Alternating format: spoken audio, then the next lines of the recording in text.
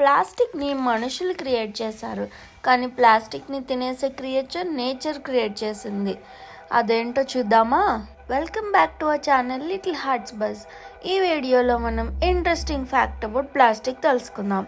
వరల్డ్లో అన్ని యానిమల్స్ ప్లాస్టిక్తో చంపబడుతున్నాయి, కానీ అమెజాన్లో ఒక ఆర్గానిజం ప్లాస్టిక్ని తినేది సర్వైవ్ అయిపోతుంది.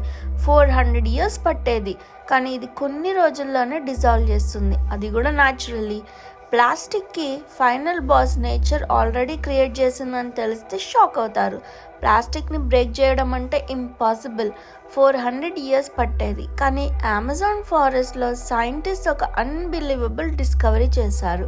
అక్కడ ఒక రేర్ ఫంగస్ స్పీషీస్ దొరికింది. ఇది ప్లాస్టిక్ని ఫుడ్ లాగా డైజెస్ట్ చేస్తుంది.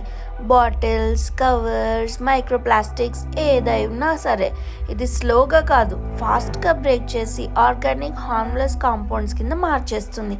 మైండ్ బ్లోయింగ్ ఫ్యాక్ట్ ఏంటి అంటే, ఈ ఫంగస్కి సన్లైట్ అవసరం లేదు, ఆక్సిజన్ కూడా ఎక్కువ కావాలన్న అవసరం లేదు.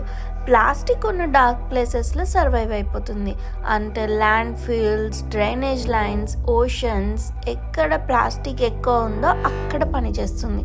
సైంటిస్ట్ చెప్పినట్లు ఈ ఫంగస్ని పెద్దగా గ్రో చేసి యూజ్ చేస్తే ఫ్యూచర్లో మనం ప్లాస్టిక్ పొల్యూషన్ని జీరో చేసుకోగలుగుతాం. Nature message is clear.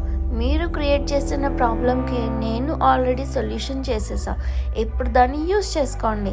Humanity fail అయింది, కానీ మదర్ నేచర్ పాస్ అయిపోయింది. ఇంట్రెస్టింగ్ కదా?